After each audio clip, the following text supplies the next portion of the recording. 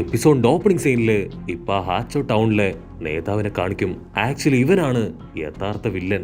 അവൻ പറയും, ഞാൻ ഒരുപാട് കാലമായിട്ട് ആഗ്രഹിച്ചതാണ് ആ സാസുരി, അതെനിക്ക് സ്വന്തമാകണമെന്ന്. അതിനുവേണ്ടിയാണ് ഞാൻ ഗ്രാമത്തില് ഇത്രയധികം അരക്ഷിതാവസ്ഥ ക്രിയേറ്റ് ചെയ്തത്. അപ്പൊ സെൻസായിക്ക് മനസ്സിലാവും ഗ്രാമത്തിലുണ്ടായ ആ വലിയ യുദ്ധം അതിന്റെ പിന്നില് ഇവനാണ്. സോ എല്ലാം നീ പ്ലാൻ ചെയ്താണെന്ന് പറഞ്ഞ് ഇപ്പൊ സെൻസായി ആളെ ഇട്ടിക്കാനായിട്ട് ഓടി അടുക്കും. പക്ഷെ അപ്പോഴേക്കും റീആനിമേഷൻ ചെയ്തു വെച്ച ഒരു ഗാർഡിനെ കൊണ്ട് സെൻസായി ഇടിച്ചു തെറിപ്പിക്കും. ചീഫ് പറയും, ഈ ലെജൻഡറി സൗണ്ട് അതിനെക്കുറിച്ച് അറിഞ്ഞതിന് ശേഷമാണ് ഞാൻ ഒരുപാട് കഷ്ടപ്പെട്ട് ബുദ്ധിമുട്ടി ഈ ഹാച്ചോ ടൗണിന്റെ തന്നെ നേതാവായി മാറി. സത്യം പറ, ബാക്കിയുള്ള സൗണ്ട് വേവ്സ് അതിപ്പോ എവിടെയുണ്ട്? 5 എന്റെ കയ്യിൽ കിട്ടി, ഇനി ബാക്കി 2 അതാണ് എനിക്ക് കിട്ടാനുള്ളത്. സത്യം പറയ്, അതെവിടെയുള്ള? അല്ലെങ്കിൽ നിന്നെയും നിന്റെ പിള്ളേരെയും എല്ലാവരെയും ഞാൻ തല്ലിക്കൊല്ലും. ആക്ച്വലി ആ ഒരു 2 സ്റ്റിക്ക് അതാണ് ഇപ്പൊ ലിയോയുടെ കയ്യിലുള്ളത്. അതിന് കുട്ടപ്പൻ അവൻ വിളിച്ചു പറയും, നീയൊക്കെ ഒരു നേതാവാണോ? സ്വന്തം വില്ലേജിനെ തന്നെ നശിപ്പിക്കുന്ന നീ ഒരിക്കലും ഒരു നല്ല നേതാവല്ല. അതിനാ ചീഫ് ഇപ്പൊ കുട്ടപ്പനോട് പറയും, പക്ഷെ നീ ശരിക്കും നല്ലൊരു നേതാവാണ്. നീ അക്കാസ്കി ടീമിലെ പെയിനെ അവനെ ഒറ്റയ്ക്ക് നീയാണ് ഇല്ലാതാക്കിയത്. അന്നാണ് നിന്റെ പവർ ഞാൻ തിരിച്ചറിഞ്ഞത്. നിനക്കറിയോ നിന്റെ 9 ടൈൽ പവർ അതിനെ എങ്ങനെയാ ഞാൻ അബ്സോർബ് ചെയ്തതെന്ന്? അതിന് കുട്ടപ്പൻ പറയും, എനിക്കൊന്നും കേൾക്കണ്ട, മര്യാദയ്ക്ക് മാസ്റ്ററിനെ വെറുതെ വിട്ടോ, അല്ലെങ്കിൽ ഉറപ്പായിട്ടും ഞാൻ നിന്നെ വെറുതെ വിടില്ല. അതിന് കബൂട്ടോ പറയും, നീ മര്യാദയ്ക്ക് അടങ്ങിക്കിടന്നോ, അല്ലെങ്കിൽ നിന്റെ ബോഡിയിലെ ആ 9 ടൈലിലെ പവർ അതെന്റെ സ്നേക്ക് മുഴുവനായിട്ട് അബ്സോർബ് ചെയ്യുന്നു പറഞ്ഞ് കുട്ടപ്പന്റെ പവർ ഇപ്പോ അബ്സോർബ് ചെയ്യാൻ തുടങ്ങും. കുട്ടപ്പനാണെങ്കില് കിടന്ന് പെടക്കാണ്. എങ്ങനെയെങ്കിലും ആ കെട്ട് പൊട്ടിക്കാൻ അവൻ ഒരുപാട് കഷ്ടപ്പെടും. ഉടനെ ആ ചീഫിന്റെ അസിസ്റ്റൻസ് അവരെല്ലാവരും ചേർന്ന് കുട്ടപ്പനെ തല്ലി തല്ലി കൊല്ലാണ്.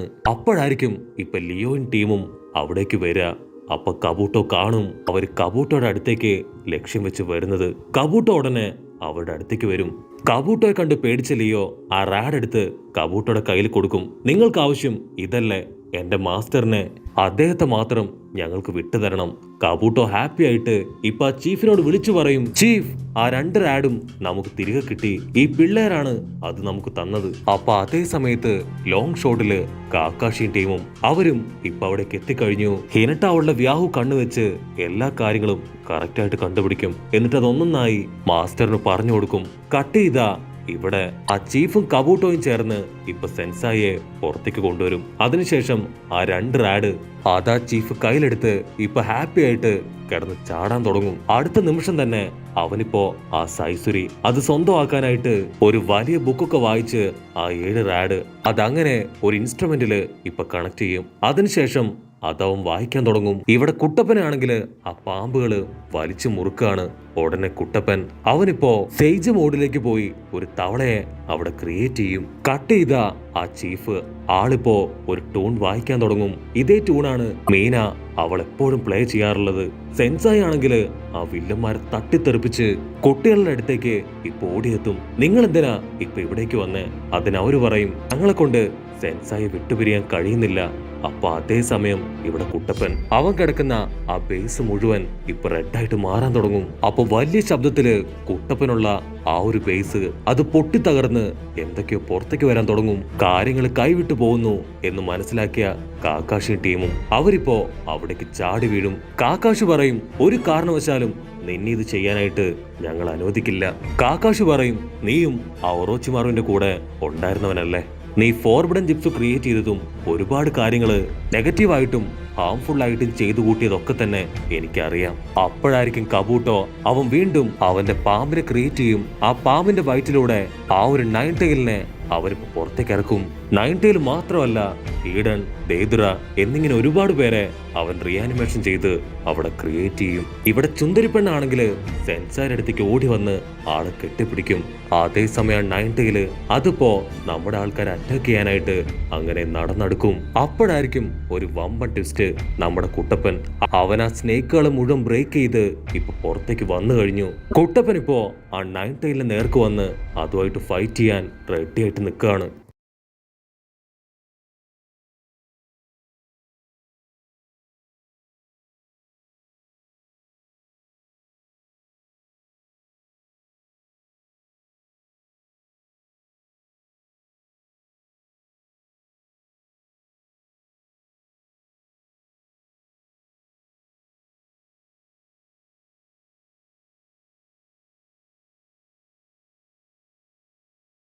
കുട്ടപ്പൻ അവന്റെ ഹെഡ് ബാൻഡ് കെട്ടി ഇപ്പൊ നയൻ ടൈലിന് വേണ്ടി വെയിറ്റ് ചെയ്ത് നിൽക്കും. നയൻ ടൈൽ പാഞ്ഞു പാഞ്ഞ് കുട്ടപ്പന്റെ തൊട്ടടുത്തെത്തും. ഇവിടെ ദേദുരയാണെങ്കില് അവന്റെ ക്ലേ വലിച്ചെറിഞ്ഞ് ഒരുപാട് ബോംബുകള് അറഞ്ചം പൊറഞ്ച് പൊട്ടിക്കും. നയൻ ടൈല് കുട്ടപ്പന്റെ തൊട്ടടുത്തെത്തുമ്പോ കുട്ടപ്പൻ അവന്റെ സേജ് പവർ അതുപയോഗിച്ച് ഇപ്പൊ നയൻ ടൈലിനെ അറഞ്ചം പൊറഞ്ച് ഇട്ടിക്കും. മറ്റൊരു ഭാഗത്ത് ഹീഡനും ഷിക്കമരും അവർ രണ്ടുപേരും പോരാടിക്കൊണ്ടിരിക്കും. ചോച്ചിയും ഈനോയും അവർ രണ്ടുപേരും ഇപ്പൊ ഹീഡന്റെ അടുത്തേക്ക് വരും.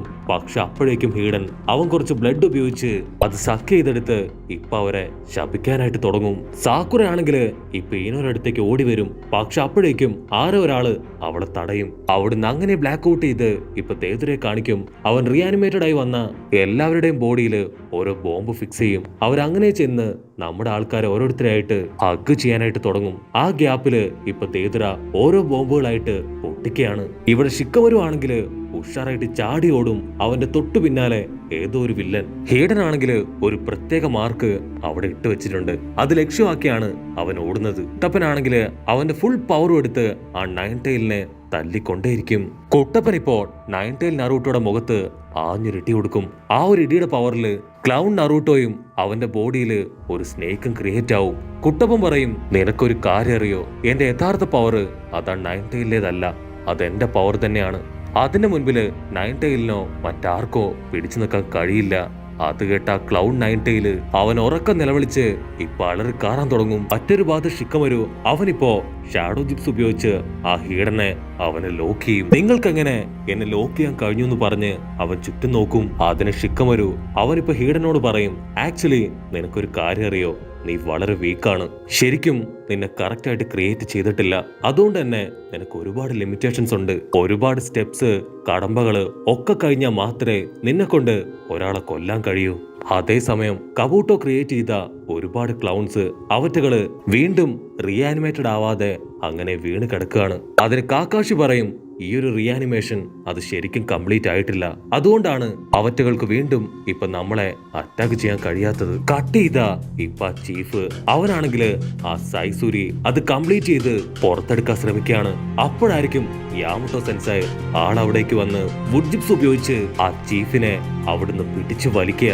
അതിനാ ചീഫ് ഞാൻ ഗിവപ്പ് ചെയ്യില്ല എന്ന് പറഞ്ഞ് അവന്റെ തല കൊണ്ട് ആ ബസർ അമർത്തും. ഉടനെ വീണ്ടും ഇപ്പൊ ആ മ്യൂസിക് അത് പുറത്തേക്ക് വരാൻ തുടങ്ങും. ഇവിടെ മനസ്സിൽ ഹീന അവളും ഇപ്പൊ ആ മ്യൂസിക് അത് പ്ലേ ചെയ്യുന്നുണ്ട്.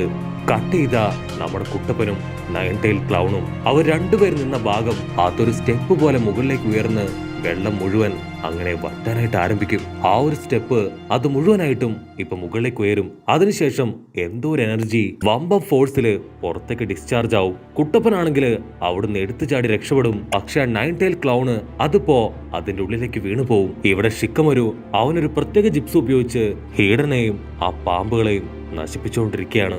അതേസമയം ആ പോർട്ടല് അതിൽ നിന്ന് വന്ന വലിയ പവറില് അവിടെ മുഴുവൻ മണ്ണിടിഞ്ഞു വീഴാനും കൂടുതൽ തീ ശക്തമായിട്ട് ആളിപ്പടരാനും ആരംഭിക്കും. അപ്പൊ അവര് മുകളിലേക്ക് നോക്കും. ഒരു ലൈറ്റ്നിങ് പവർ അതിപ്പോ ആ ഹാച്ചോ സിറ്റിയെ പോലും കറക്റ്റ് ആയിട്ട് പോയിന്റ് ചെയ്ത് അതിന്റെ ഓരോ ഭാഗത്തേക്കും അങ്ങനെ അടിക്കുകയാണ്. അപ്പോഴായിരിക്കും കുട്ടപ്പൻ അവനിപ്പോ ആ ചീഫിനെ കാണുക.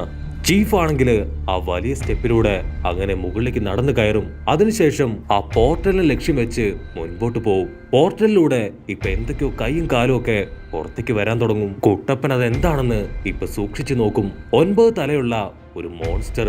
അതിനെ കണ്ട് ഷോക്കായി കുട്ടപ്പൻ ഫ്രീസായി നിൽക്കുന്നതോട് കൂടെ ഈ ഒരു എപ്പിസോഡും അവസാനിക്കുന്നു. എപ്പിസോഡ് ഇഷ്ടപ്പെടുകയാണെങ്കിൽ തീർച്ചയായിട്ടും ലൈക്ക് ചെയ്യാനും കമന്റ് ചെയ്യാനും ഷെയർ ചെയ്യാനും മറക്കല്ലേ. അടുത്തൊരു അടിപൊളി എപ്പിസോഡായിട്ട് കാണുന്നവരെ it's me with Mallu episode.